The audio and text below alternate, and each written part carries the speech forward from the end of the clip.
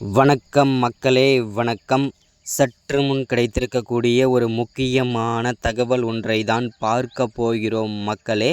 சற்று முன் திமுகவிற்கு தலைவராகவும் தமிழகத்திற்கு முதல்வராகவும் வலம் வந்து கொண்டிருக்கக்கூடிய முதல்வர் ஸ்டாலின் நேற்றைய முன்தினம் கள்ளக்குறிச்சியில் நடந்த கோர சம்பவத்தை பார்வையிடுவதற்காக சென்றிருந்தார்.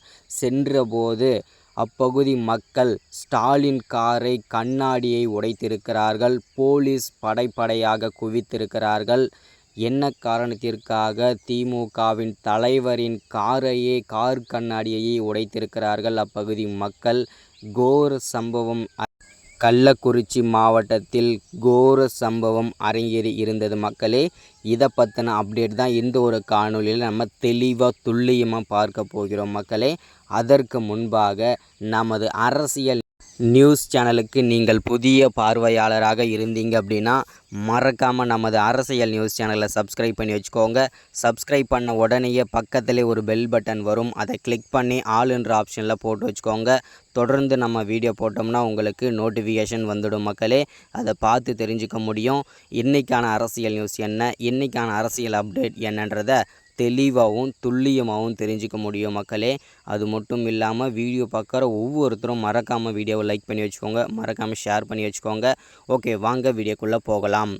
சற்று முன்பு கிடைக்கப்பட்டிருக்கக்கூடிய ஒரு முக்கியமான பரபரப்பான சோகமான தகவல் என்று கூட சொல்லலாம். ஏன்னா 2 நாளைக்கு முன்பு கள்ளக்குறிச்சி மாவட்டத்தில் ஒரு கோர சம்பவம் அரங்கேறி இருந்தது.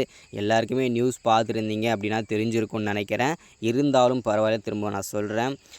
கள்ளக்குறிச்சி மாவட்டத்தில் பார்த்திங்கன்னா 2 நாளைக்கு முன்பு விஷ கள்ளச்சாராயம் அருந்தி 130க்கும் மேற்பட்ட விவசாய குடும்பத்தினர்கள் பரிதாபமாக உயிரிழந்திருந்தார்கள்.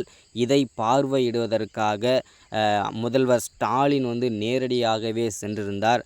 செல்லும் வழியில் அவரை காரை மறித்து அப்பகுதி மக்கள், கள்ளக்குறிச்சி மக்கள் கார் கண்ணாடியை உடைத்திருக்கிறார்கள். அப்பகுதியில் பெரும் கலவரம் ஏற்பட்டிருக்கிறது. அது மட்டும் இல்லாமல் கொந்தளித்து கொண்டிருக்கிறார்கள் கள்ளக்குறிச்சி மக்கள். அது மட்டும் இல்லாமல் இந்த 130 பேருக்கும் திமுகவின் ஆட்சியே தான் காரணம், திமுக ஆட்சி தான் பொறுப்பேற்க வேண்டும் என்று அப்பகுதி மக்கள் கோரிக்கை வைத்துள்ளார்கள். கார் கண்ணாடியையும் உடைத்திருக்கிறார்கள்.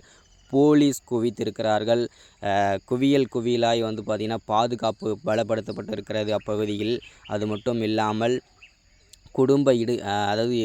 இறந்த குடும்பத்திற்கு விஷ சாராயம் அருந்தி இறந்த குடும்பத்திற்கு 10 லட்சமும் சிகிச்சை பெறுவதற்கு பார்த்திங்கன்னா 50,000 கொடுத்து வருகிறார் முதல்வர் ஸ்டாலின். இது வெறும் கண் துடைப்பிற்காக மட்டுமே என்று கள்ளக்குறிச்சி மக்கள் வேதனை தெரிவிக்கிறார்கள் மக்களே. இதுதான் இந்த வீடியோவில் அப்டேட் நம்ம கொடுத்துருக்கிறது. அது மட்டும் இல்லாமல் அடுத்த வீடியோவில் தொடர்ச்சி அப்டேட் பண்ணுறேன், உடனுக்குடனே அப்டேட் பண்ணுறேன். மறக்காமல் சப்ஸ்கிரைப் பண்ணுங்கள், லைக் பண்ணுங்கள், ஷேர் பண்ணுங்கள். தேங்க்யூ.